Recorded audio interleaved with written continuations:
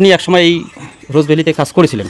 হ্যাঁ, আমি রোজভ্যালির এজেন্ট ছিলাম। আচ্ছা। একসময় মোটামুটি ভালোই কাজ করেছিলাম। 2008 সন থেকে 13 সন পর্যন্ত করছি। 13 সনের একটু বেশিই হবে, 14 সনে আমাদের কোম্পানিটাকে বন্ধ করে দেওয়া হয়েছে। নইলে সব কোম্পানি যাওয়ার পরে আমার রোজভ্যালি কিন্তু চলছিল। আচ্ছা। পরে এটা সরকার থেকে বন্ধ করে দিয়েছে 14 সনে, তখন থেকে বসে আছি। তা এখন শোনা যাচ্ছে টাকা পাওয়া যাবে। আমি সংবাদ মাধ্যমে মোবাইলে দেখেছি, তারপরে টিভিতেও দেখেছি 2 দিন। বলেছে যে রোজভ্যালির সুখবর, যারা কাস্টমার আছেন তারা অনলাইনে আবেদন করতে পারেন। সেটা ওই পলিসিটার যে ডিট ছিল, ওই ডিট নিয়ে কম্পিউটারের দোকানে যে অনলাইন করতে হবে, সাথে অ্যাকাউন্ট বই আর আধার কার্ড নিয়ে অনলাইন করলে একটা সাইট আছে রোজভ্যালি এডিসি, এটা করলেই তাহলে আসবে সাইটটা, ওখানে আবেদন করলে সম্ভবত টাকা পেতে পারে। হ্যাঁ, তো কী রকম টাকা পেতে পারে সেটাও বলতে পারছি না। এখন কি আসল টাকা দিবে না সুদ দিবে না কম দিবে, আমার সেটা আইডিয়া নেই। হ্যাঁ, তবে আমার মনে হয় টাকাটা পাওয়া যাবে, কেননা আমাদের কোম্পানি চলাকালীন একবার 2013 সনে টাকা কিন্তু রিটার্ন দিতে শুরু করেছিল। হ্যাঁ, অনেক টাকা রিটার্নও দিছে, কিন্তু আমি যেমন 14 লাখ টাকা উঠিয়ে দিয়েছি কাস্টমারদের। ওই টাইমে ইডিএ অ্যাকাউন্টে যা টাকা ছিল 800 কোটি টাকা, এই টাকাটা সিল করে দিছে। হ্যাঁ, তাতে আমার মনে হয় টাকাগুলো পাওয়া যাবে।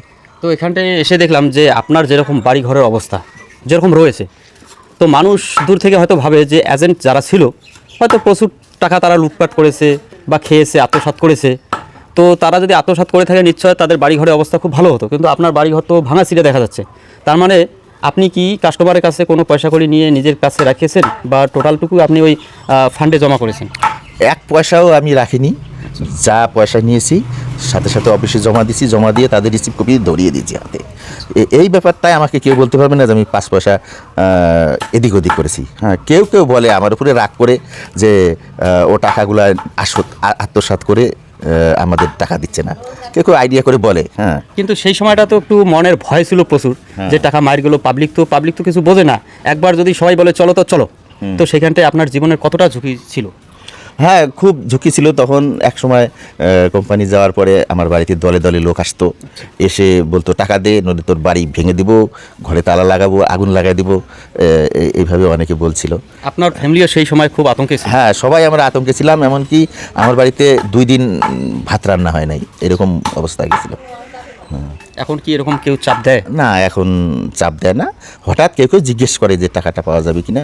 হ্যাঁ, এখন আর কেউ চাপ দেয় না। তো সবার কাছে আপনার কি বার্তা থাকবে? আমার বার্তা যে আপনারা এতদিন অপেক্ষা করেছিলেন, আশা করা যায় আপনারা ধৈর্য ধরে থাকেন, হয়তো টাকাটা পাওয়া যাবে।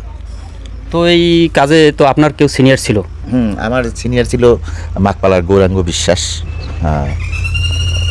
ওই আমাকে এই হাত ধরে এই পথে নিয়ে এসেছিল।